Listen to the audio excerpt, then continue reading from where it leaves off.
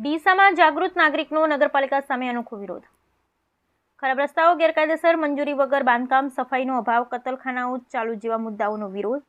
નગરપાલિકાના અધિકારીઓ અને કર્મચારીઓના મુદ્દાઓને લઈ અનોખો વિરોધ। ડીસા શહેરના વિવિધ મુદ્દાઓને લઈ અધિકારીઓને ગધેડા ઉપર પરિભ્રમણ કરાવવા અરજદારે મંજૂરી માંગી।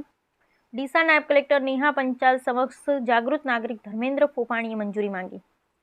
7 દિવસમાં નગરપાલિકા દ્વારા વિવિધ માંગણીઓને લઈ કાર્યવાહી નહીં કરવામાં આવે તો ગધેડાઓ નગરપાલિકામાં છૂટા મુકાશે।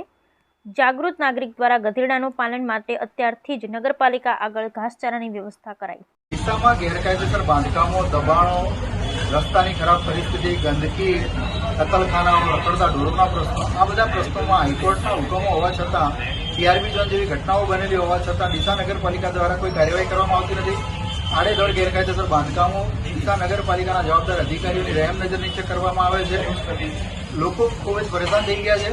આ પરિસ્થિતિમાં વારંવારની રજૂઆતો છતાં ડીસા નગરપાલિકા દ્વારા કોઈ પગલાં ભરવામાં આવતા ન હોય, નાયબ કલેક્ટરશ્રી પાસે આ ડીસા નગરપાલિકાના કર્મચારીઓ અને અધિકારીઓ જે જવાબદાર છે આ પરિસ્થિતિ માટે, એમને પૂરા ડીસા શહેરમાં ફેરવી અને ડીસા શહેરની પરિસ્થિતિ ગધેડા ઉપર બેસાડીને બતાવવા માટે અમે પરવાનગી માંગેલી છે। અને આ જે ગેરકાયદેસર કામો થઈ રહ્યા છે એ અટકાવવાની જેની જવાબદારી છે એ પોતે અટકાવતા નથી। એના પરિણામે એમની જવાબદારી નક્કી કરી એમની સામે પણ સરકારમાંથી કાર્યવાહી થાય એવી માંગણી સાથે અમે ધરણાની પણ મંજૂરી માંગેલી છે। અને એ મંજૂરી મળશે એટલે અમે અહીંયા ધરણા કરશું અને ગધેડા ઉપર જવાબદાર અધિકારીઓને વિનંતી કરશું કે નગરમાં પરિભ્રમણ કરે અને પરિસ્થિતિ જુએ।